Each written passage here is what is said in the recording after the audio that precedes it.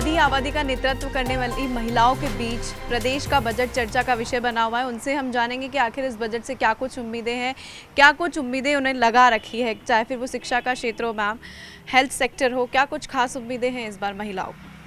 देखिए, वर्तमान सरकार का दूसरा बजट है और बजट ऐसा हो जो कि सभी वर्ग को साधने वाला हो। तो यहाँ पे हम लोग जो देख पा रहे हैं कि एज अ सोशल एक्टिविस्ट जहाँ पे जिस पे काम नहीं हो रहा है, जो कि है जो हमारे जो युवा वर्ग, हमारे जो बच्चे हैं, उनको वर्चुअल टच के बारे में कोई जानकारी नहीं है और बजट में भी इसका कोई प्रावधान भी नहीं है।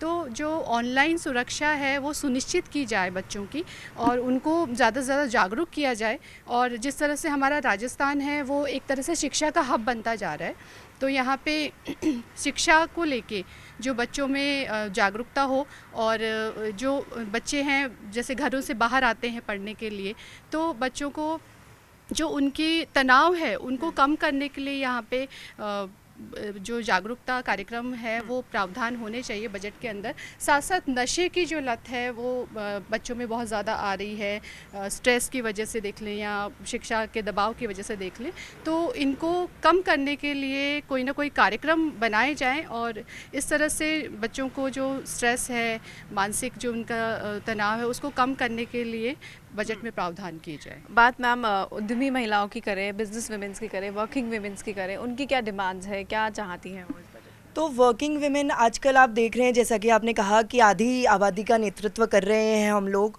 और आजकल पढ़ी लिखी औरतें सभी अपना अपना काम स्मॉल स्केल हो चाहे बिग स्केल हो, चाहे जॉब हो चाहे बिजनेस हो, वो सब कुछ कर रही हैं। लेकिन ज़रूर सरकार ने प्रावधान बहुत दिए हैं, लेकिन अवेयरनेस नहीं है। आज भी औरतों को मालूम नहीं है कि उनके लिए क्या प्रावधान है, और मैं समझती हूँ कि अभी थोड़ी कमी है जितनी पुरुषों को, क्योंकि हिंदुस्तान पुरुष प्रधान देश है, तो पुरुषों को जितनी अभी सहायता मिल रही है औरतों को नहीं मिल रही है। उनके पास अगर वो कुछ कर रही हैं तो उनके पास मार्केट नहीं है, अवेयरनेस नहीं है, तो इन दोनों क्षेत्रों में प्रावधान की ज़रूरत है। एजुकेशन सेक्टर की बात करें तो किस तरीके की डिमांड्स है, क्योंकि अब वुमेन्स भी जो है आगे आ रही हैं, या गवर्नमेंट जॉब्स हो, प्राइवेट सेक्टर में जॉब्स हो, आईटी सेक्टर राजस्थान का बड़ा हब बनता हुआ दिख रहा है, क्या कुछ उम्मीद है आप? जैसा कि देखा गया है कि बहुत सारी ऐसी योजनाएं आई हैं जिसमें आईटी सेक्टर बढ़ाया गया है, एजुकेशन बढ़ाई गई है, बट मेन चीज़ है आज स्किल डेवलपमेंट में बिल्कुल कोई प्रावधान नहीं है। आप हार्ड स्किल्स देख लीजिए, सॉफ्ट स्किल्स देख लीजिए, जैसे कम्युनिकेशन, टीम बिल्डिंग, इतनी सारी जो चीज़ें हैं जो लोगों को सीखनी चाहिए, जो वुमेन को स्पेशली सीखनी चाहिए।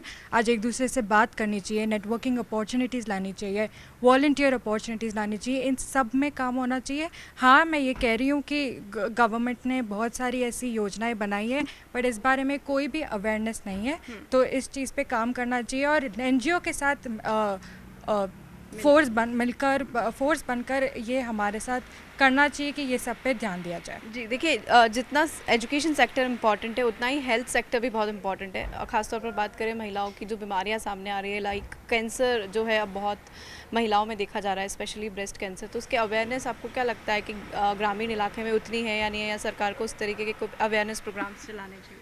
अवेयरनेस ग्रामीण एरियाज़ में तो नहीं है, मतलब अगर कोई कर भी रहा है तो बहुत स्मॉल स्केल पे कर रहा है, तो इसका एक प्लेटफॉर्म होना चाहिए जहाँ रूरल एरियाज़ में विमेन को थोड़ा इसके बारे में नॉलेज मिले, कोई प्लेटफॉर्म हो जो इनको सब सिखाए जाके वहाँ पे। बिकॉज़ आज रूरल एरियाज़ की विमेन है वो घर से बाहर निकलती भी कम है, उनको कोई घर पे बताता भी नहीं है। तो ऐसे कोई एनजीओज़ है जो ये काम कर रहे हैं तो उनको गवर्नमेंट सपोर्ट कर ले, जिससे कि गवर्नमेंट का टास्क भी इजी हो जाता है।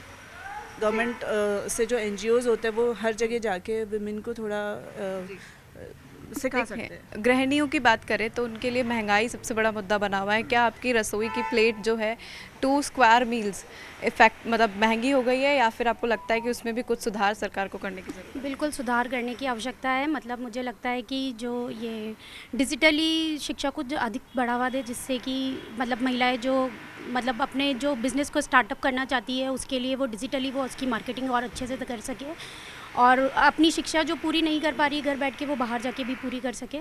तो डेफिनेटली उनको इसके लिए वो करना चाहिए। क्या उम्मीद है मैम बजट से? आने वाला है 19th को। मैम मैं जैसे ज्वेलरी सेक्टर पे बिलोंग करती हूँ, तो मैं सोना चांदी की जो महंगाई बढ़ती जा रही है, मैं उम्मीद कर रही हूँ कि वो बजट टैक्स वगैरह उसमें कम जाए, कम ज्वेलरी जो एक्सपोर्ट करते हैं, इम्पोर्ट ड्यूटीज़ हैं उस पर थोड़ा घटावा आए, जिससे और हमारा बिज़नेस ग्रो करे।